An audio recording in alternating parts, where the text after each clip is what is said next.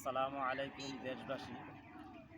আমি যে জায়গায় দাঁড়াইছি এটা হলো ডিসি রোড, সরকারি একটা ডিসি রোড। ফতেপুর মদন এই রাস্তা দিয়ে অনেক যাতায়াতের গাড়িগুলো যায় এবং এই রাস্তাতে মানুষ অনেক সময় অনেক রুগী নিয়ে যায়, ময়মনসিংহ, ঢাকা।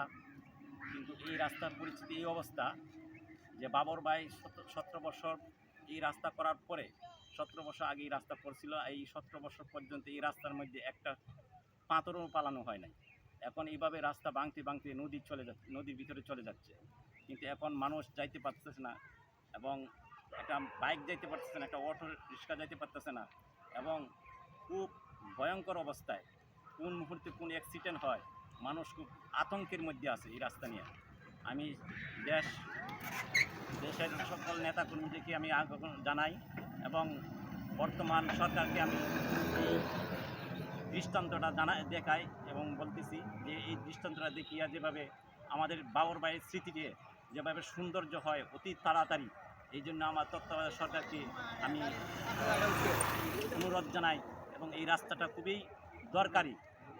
শতাশতি হাজার হাজার গ্রাম ওই রাস্তার দিয়ে মাল সামানা নেয়। এই 3-4টে ইউনিয়ন, ফতেপুর ইউনিয়ন এবং তিউশ্রী ইউনিয়নের জনগণ এই রাস্তা দিয়ে যায়, একটা ডিসি রোড। কিন্তু এখন পর্যন্ত কোনো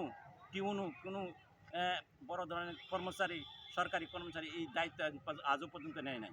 কিন্তু এই রাস্তা এত বিপজ্জনক যে রাস্তাটা সর্বোপরি নদীর মধ্যে চলে যাচ্ছে, কিন্তু হালকা সাইড রয়েছে, এই দিয়ে যাইতে হয় মানুষ, খুব ঝুঁকিপূর্ণ নিয়ে।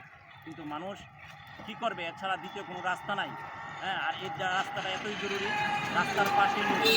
এরকমভাবে দেখেন বালু তুলতেছে, পাথর তুলতেছে, এই কয়লা তুলতেছে, মদনের যত বালু কয়লা নিতে হয় ওইখান থেকে তুলে উত্তোলন করিয়া পরে ট্রাক দিয়ে নিয়ে যায়। কিন্তু একটা ব্যবসার জন্য এত গুরুত্বপূর্ণ একটা জায়গা, কিন্তু সরকার এই দিকে লক্ষ্য করছে না, কারণ বাবর ভাইয়ের এলাকার জন্য আওয়ামী লীগ সরকার কোনো সময় এটার দিকে লক্ষ্য করে নাই।